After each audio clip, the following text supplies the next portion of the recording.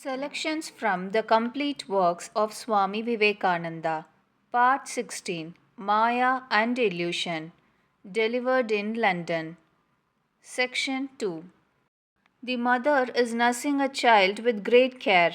All her soul, her life is in that child. The child grows, becomes a man, and perchance becomes a black god and a brute, kicks her and beats her every day, and yet the mother clings to the child. And when her reason awakes, she covers it up with the idea of love. She still thinks that it is not love, that it is something which has got hold of her nerves which she cannot shake off. However she may try, she cannot shake off the bondage she is in. And this is Maya. We are all after the golden fleece. Every one of us thinks that this will be his. Every reasonable man sees that his chance is perhaps 1 in 20 millions, yet everyone struggles for it. And this is Maya. Death is stalking day and night over this earth of ours, but at the same time we think we shall live eternally. A question was once asked of King Yudhishthira, "What is the most wonderful thing on this earth?" And the king replied, "Every day people are dying around us, and yet men think they will never die." And this is Maya. These tremendous contradictions in our intellects, in our knowledge, here, in all the facts of our life, faces on all sides.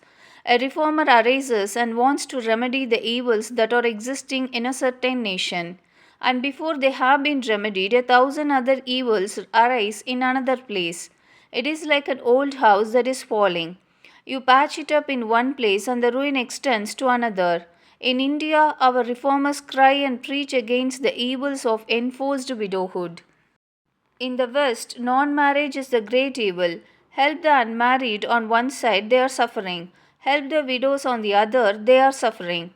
It is like chronic rheumatism. You drive it from the head and it goes to the body, you drive it from there and it goes to the feet. Reformers arise and preach that learning, wealth, and culture should not be in the hands of a select few, and they do their best to make them accessible to all. These may bring more happiness to some, but perhaps as culture comes, physical happiness lessens. The knowledge of happiness brings a knowledge of unhappiness. Which way then shall we go? The least amount of material prosperity that we enjoy is elsewhere causing the same amount of misery. This is the law. The young perhaps do not see it clearly, but those who have lived long enough and those who have struggled enough will understand it. And this is Maya. These things are going on day and night, and to find a solution of this problem is impossible. Why should it be so? It is impossible to answer this because the question cannot be logically formulated. There is neither how nor why in fact, we only know that it is and we cannot help it. Even to grasp it, to draw an exact image of it in our mind, is beyond our power. How can we solve it then? Maya isn't a statement of fact of this universe of how it is going on. People generally get frightened when these things are told to them. But bold we must be, hiding facts is not the way to find a remedy. As you all know, a hare haunted by dogs puts its head down and thinks itself safe. So, where we run into optimism, we do just like the hare, but that is no remedy. There are objections against this, but you may remark that they are generally from people who possess many of the good things of life. In this country, that is England, it is very difficult to become a pessimist. Everyone tells me how wonderfully the world is going on, how progressive, but what he himself is his own world. Old questions arise. Christianity must be the only true religion of the world because Christian nations are prosperous.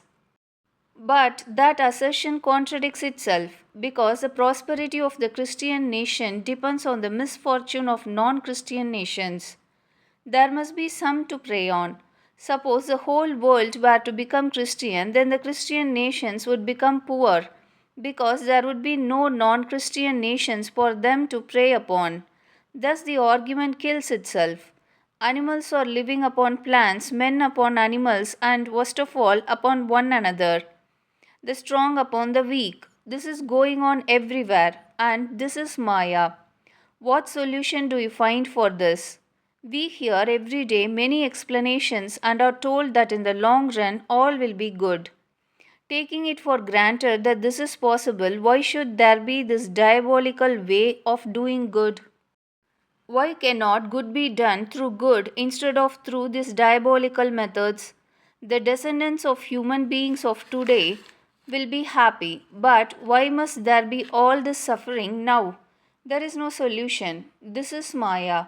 Again, we often hear that it is one of the features of evolution that it eliminates evil, and this evil being continually eliminated from the world, at last only good will remain. That is very nice to hear, and it panders to the vanity of those who have enough of this world's goods, who have not had a hard struggle to face every day, and are not being crushed under the wheel of this so called evolution. It is very good and comforting indeed to such fortunate ones. The common herd may suffer, but they do not care. Let them die, they are of no consequence.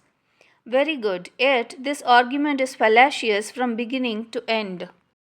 It takes for granted in the first place that manifested good and evil in this world are two absolute realities. In the second place, it makes a still worse assumption that the amount of good is an increasing quantity and the amount of evil is a decreasing quantity. So, if evil is being eliminated in this way by what they call evolution, there will come a time when all this evil will be eliminated and what remains will be all good. Very easy to say, but can it be proved that evil is a lessening quantity? Take, for instance, the man who lives in a forest who does not know how to cultivate the mind, cannot read a book, has not heard such a thing as writing. If he is severely wounded, he is soon all right again, while we die if we get a scratch. Machines are making things cheap, making for progress and evolution, but millions are crushed that one may become rich. While one becomes rich, thousands at the same time become poorer and poorer, and whole masses of human beings are made slaves. That way it is going on. The animal man lives in the senses. If he does not get enough to eat, he is miserable, or if something happens to his body, he is miserable. In the senses, both his misery and his happiness begin and end. As soon as this man progresses, as soon as his horizon of happiness increases, his horizon of unhappiness increases proportionately. The man in the forest does not know what it is to be jealous, to be in the law courts, to pay taxes, to be blamed by society, to be ruled over day and night by the most tremendous tyranny that human diabolism ever invented, which pries into secrets of every human heart. He does not know how man becomes 1,000 times more diabolical than any other animal, with all his vain knowledge and with all his pride. Thus, it is that as we emerge out of the senses, we develop higher powers of enjoyment, and at the same time, we have to develop higher powers of suffering too. The nerves become finer and capable of more suffering. In every society, we often find that the ignorant common man, when abused, does not feel much, but he feels a good thrashing. But the gentleman cannot bear a single word of abuse. He has become so finely nerved. Misery has increased with his susceptibility to happiness. This does not go much to prove the evolutionist case. As we increase our power to be happy, we also increase our power to suffer. And sometimes I am inclined to think that if we increase our power to become happy in arithmetical progression, we shall increase, on the other hand, our power to become miserable in geometrical progression. We who are progressing know that the more we progress, the more avenues are open to pain as well as to pleasure. And this is Maya. Thus, we find that Maya is not a theory for the explanation of the world. It is simply a statement of facts as they exist, that the very basis of our being is contradiction. That everywhere we have to move through this tremendous contradiction, that wherever there is good, there must also be evil, and wherever there is evil, there must be some good. Wherever there is life, death must follow as its shadow, and everyone who smiles will have to weep, and vice versa. Nor can this state of things be remedied. We may verily imagine that there will be a place where there will be only good and no evil, where we shall only smile and never weep. This is impossible in the very nature of things, for the conditions will remain the same. Wherever there is a power of producing a smile in us, there lurks the power of producing tears. Wherever there is a power of producing happiness, there lurks somewhere the power of making us miserable. Thus, the Vedanta philosophy is neither optimistic nor pessimistic. It voices both these views and takes things as they are. It admits that this world is a mixture of good and evil, happiness and misery, and that to increase the one must of necessity increase the other. There will never be a perfectly good or bad world, because the very idea is a contradiction in terms. The great secret revealed by this analysis is that good and bad are not two cut and dried, separate existences. There is not one thing in this world of ours which you can label as good and good alone, and there is not one thing in the universe which you can label as bad and bad alone. The very same phenomenon which is appearing to be good now may appear to be bad tomorrow. The same thing which is producing misery in one may produce happiness in another. The fire that burns the child may cook a good meal for a starving man. The same nerves that carry the sensations of misery carry also the sensations of happiness. The only way to stop evil, therefore, is to stop good also. There is no other way. To stop death, we shall have to stop life also.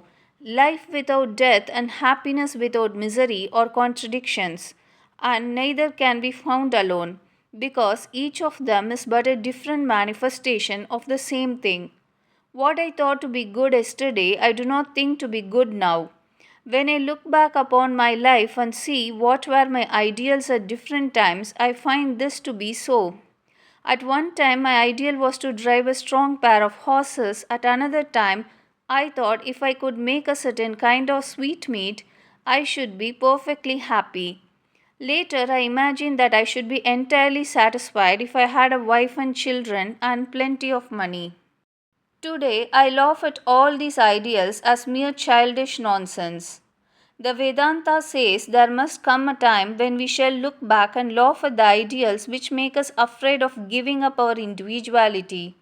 Each one of us wants to keep this body for an indefinite time, thinking we shall be very happy, but there will come a time when we shall laugh at this idea. Now, if such be the truth, we are in a state of hopeless contradiction. Neither existence nor non existence, neither misery nor happiness, but a mixture of them. What then is the use of Vedanta and all other philosophies and religions? And above all, what is the use of doing good work? This is a question that comes to the mind. If it is true that you cannot do good without doing evil, and whenever you try to create happiness, there will always be misery, people will ask you, what is the use of doing good?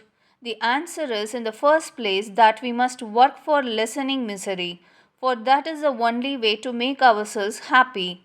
Every one of us finds it out sooner or later in our lives. The bright ones find it out a little earlier, and the dull ones a little later. The dull ones pay very dearly for the discovery, and the bright ones less dearly. In the second place, we must do our part, because that is the only way of getting out of this life of contradiction. Both the forces of good and evil will keep the universe alive for us until we awake from our dreams and give up this building of mud pies. That lesson we shall have to learn, and it will take a long, long time to learn it. Attempts have been made in Germany to build a system of philosophy on the basis that the infinite has become the finite. Such attempts are also made in England, and the analysis of the position of these philosophers is this, that the infinite is trying to express itself in this universe, and that there will come a time when the infinite will succeed in doing so. It is all very well, and we have used the words infinite and manifestation and expression and so on, but philosophers naturally ask for a logical fundamental basis for the statement that the finite can fully express the infinite. The absolute and the infinite can become this universe only by limitation. Everything must be limited that comes through the senses, or through the mind, or through the intellect. And for the limited to be the unlimited is simply absurd and can never be. The Vedanta, on the other hand, says that it is true that the absolute or the infinite is trying to express itself in the finite, but there will come a time when it will find that it is impossible, and it will then have to beat a retreat, and this beating a retreat means renunciation, which is the real beginning of religion for a man.